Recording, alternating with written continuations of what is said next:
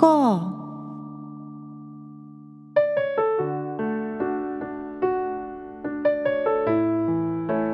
皆さんこんにちは。アンニョンアセヨ、風花です。今回はイムチャンジョンさんの焼酎一杯ソジュ半ジャンという曲をカバーするんですが、まず最初ね、リスナーさんのメッセージ紹介から始めていきます。ラジオネームカモシンさんからいただきました。こんにちは。いつも楽しく拝聴しております。ドラマ賢い私生活面白いですよね。サウンドトラックもいい曲尽くしなので思わずダウンロードして聴いています。さて、リクエスト企画をしていただけるとのことなので、ロンリーナイトをリクエストします。ドラマの中で学生が歌っているのとクオンジナさんが歌っているバージョンのテンションが違いすぎて、最初同じ曲とは気づきませんでした。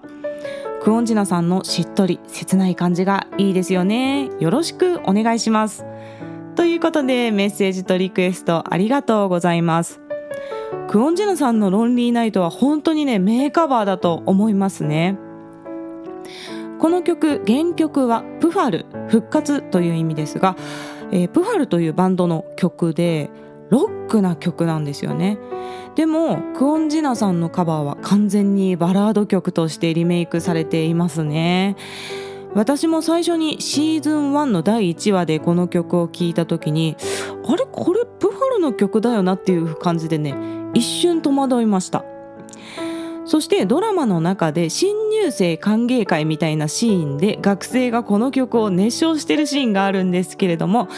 あれがね、プファルの原曲風の歌い方でございます。ということで、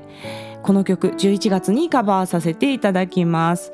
これで無事11月のリクエストが集まりましたので、賢い私生活のリクエストは一旦締め切りにさせていただきます。皆さんありがとうございました。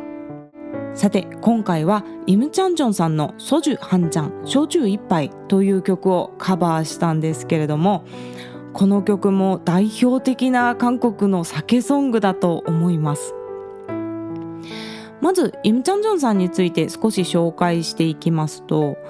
イムチャンジョンさんは1973年生まれの現在48歳でいらっしゃいます。この方はいわゆるマルチエンターテイナーの走り的な存在だと言われております。演技、歌唱、バラエティの3分野で成功していらっしゃるんですね。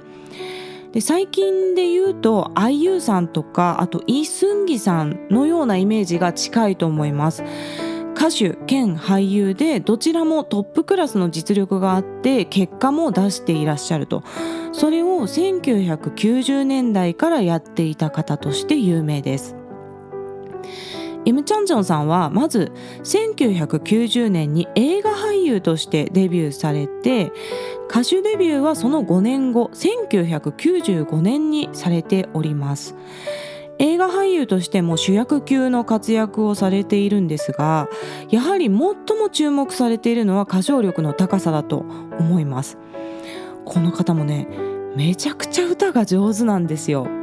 そして感性で歌っているタイプというよりは、非常に歌の技術が高いタイプだと個人的には分析しております。一番の特徴は歌える音域の広さですね。低音域から高音域までしっかり響かせながら安定感を持って歌いこなすことができます。で、普通の人はっていうか、普通の人じゃなくて歌手でも声が乗る声域と乗らない声域って誰にでもあるものなんですよ。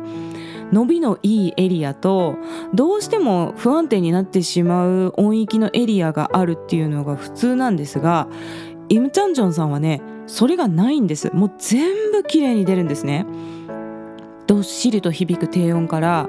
伸びやかで抜けのいい高音まで自由自在に歌えるっていうのが特徴ですね。あと特に最近フィジカルがすごく強くなってるなっていうのを思います。なるべく声帯だけに頼らない、張り上げて歌うっていう感じではなくて、声帯は比較的薄めに合わせながらもそこにしっかり息を当てていって体全体で響かせて鳴らしてるっていうような感じの歌い方をされています。で、個人的には日本の歌手の杉山清貴さんという方がいらっしゃるんですね。オメガトライブというバンドでデビューされた方なんですけど、この杉山清貴さんと高音域の発声スタイルが似てるように思っていますね。で、今回も概要欄に2019年にイム・チャンジョンさんがユヒヨル先生のスケッチブックに出演された時の歌唱動画を貼っておきますので、ぜひご覧になってみてください。これ本当に最近なので45歳ぐらいの時の歌唱だと思うんですけれども、お年を重ねても非常に伸びやかな声で素晴らしい歌唱動画になっております。そして今回カバーした曲焼酎一杯の話に入っていきますが、この曲は2003年発表のイム・チャンジョンさんの第10週アルバムのタイトルトラックとして収録されている曲です。もう非常に有名な曲ですのでご存知の方もいらっしゃるかと思います。この曲はね、今までカバーした曲の中で一番音域が広い曲でした。2.5 オクターブ近くあるかもしれないですね。イム・チャンジョンさんの歌唱を聞いていた感じよりも実際に歌ってみるとはるかに難しかったんですね。やはり技術の高い方っていうのはとんでもないことを軽々やってるように見えるんですよね。もう本当にもうその通りっていう感じの曲です。この曲は最後のサビで2回転調するっていう構成になってるんですが、1回目の転調で全音上がるんですね。つまりカラオケでいうとプラス2キーになります。そして2回目でさらにプラス3キー転調するんですよ。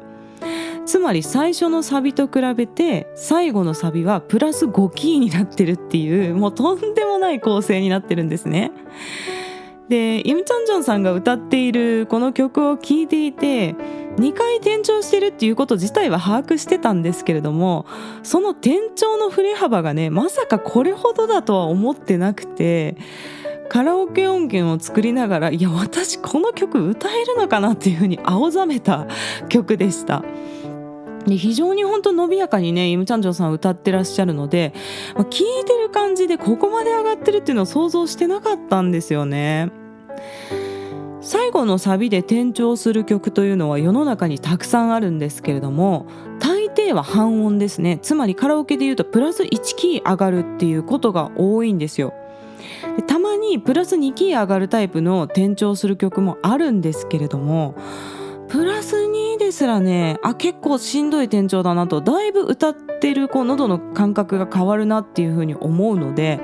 もうこの曲のプラス5キー転調は本当に異次元すぎる転調でございます。アメリカのビヨンセさんというね、歌姫がいらっしゃいますが、このビヨンセさんの代表曲にラブオントップっていう曲があるんですけれども、この曲はね、最後サビを半音ずつ4回確か転調するっていう、もうすごいキーが高い地獄の曲があるんですけれどもね、もうこの曲は本当韓国歌謡界のラブオントップだなっていう風に歌の先生と言っていたような曲でございました。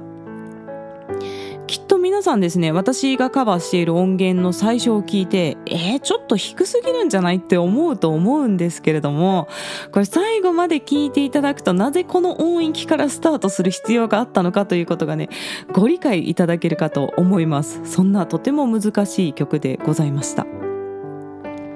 では曲の歌詞の紹介に入っていきます。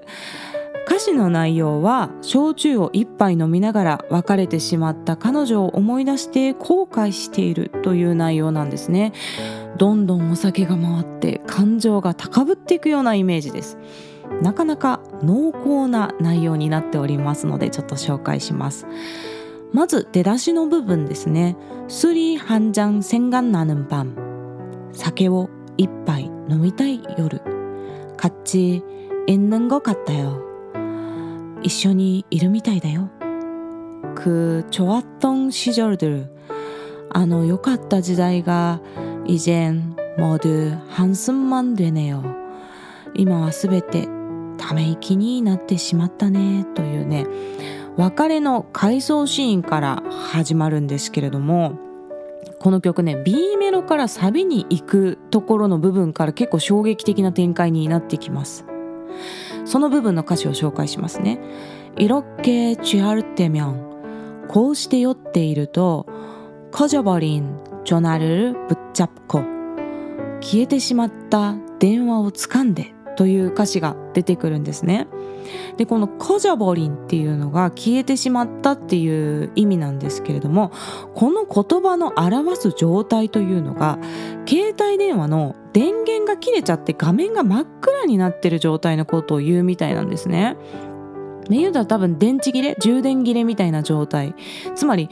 電源の入ってない携帯電話を掴んでという B メロで終わるんですね。そしてサビの歌詞に入っていきます。여보세요 나야 거기 잘 지내니? もしもし僕だよ元気にしているの? 여보세요 왜 말 안 하니? もしもしなんで何も言わないの? 울고 있니? 내가 오랜만이라서.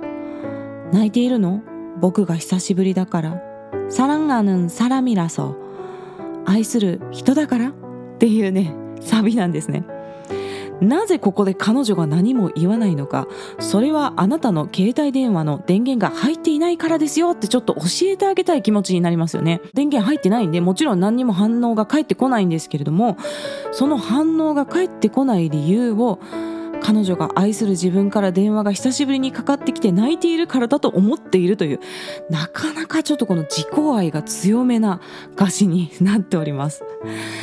そしてサビの後半部分ですね。그대 소중한 마음 밀쳐냄. 君の大切な心を押し返した。이기적인 그때의 나에게. 自分勝手だったあの時の僕に그대를 다시 불러오라고. 君をもう一度呼んでこいと미친 듯이 외쳤어. 狂ったように叫んだという歌詞なんですね。ここでこの君の大切な心を押し返したっていうことからですね、自分から振ってたっていうことが発覚するわけですよ。で彼女の気持ちを押し返してしまったことを思い出して、あの時の俺バカ野郎っていう感じでね、狂ったように叫んでいらっしゃるということで、これはだいぶ酔ってますよね。普通焼酎一杯でここまでにはならないと思うので、おそらくね一人で5、6本開けはったんじゃないかなと想像してしまいますね。結構泥酔状態で失恋をこう悔やんでいるという、そんな濃厚な歌詞の一曲でございます。では曲を聴いてみてください。イムチャンジョンさんの焼酎一杯をカバーしました。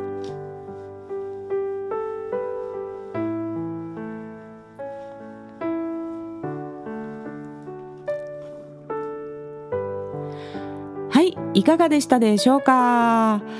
とてもメロディーが美しい曲ですよね。本当歌うのは地獄の曲でございましたが、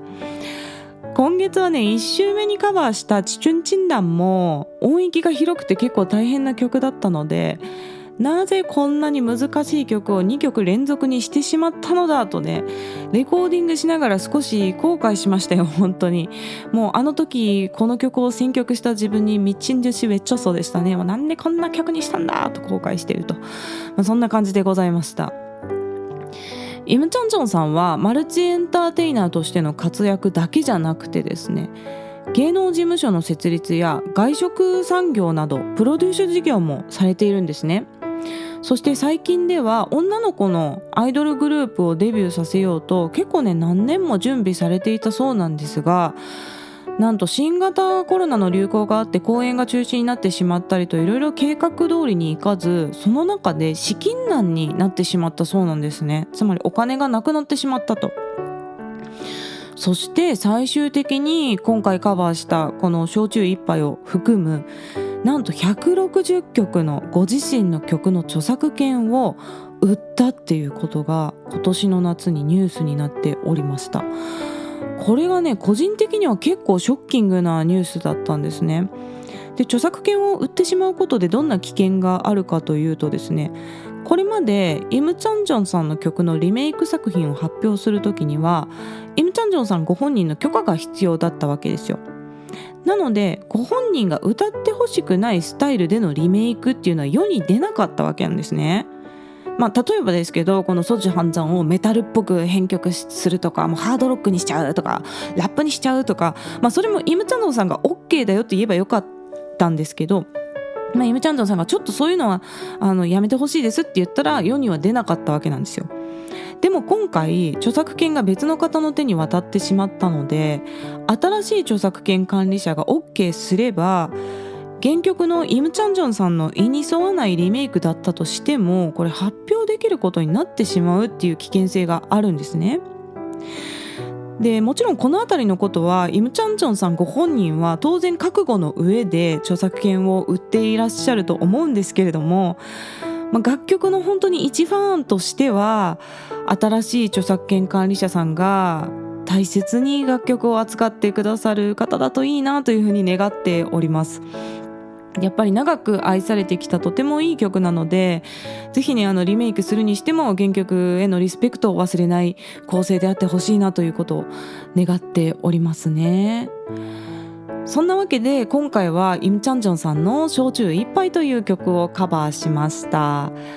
今日また YouTube に歌ってみた動画が上がります。 YouTube の方は韓国語歌詞を動画内に表示しております。その他の外国語字幕に関しては YouTube 字幕でお楽しみください。概要欄の質問箱からメッセージや質問、リクエストなどぜひ気軽に送ってください。日本語でも韓国語でも大丈夫です。ではまた次の放送でお会いしましょう。さようなら。ちょっと長くなってしまった。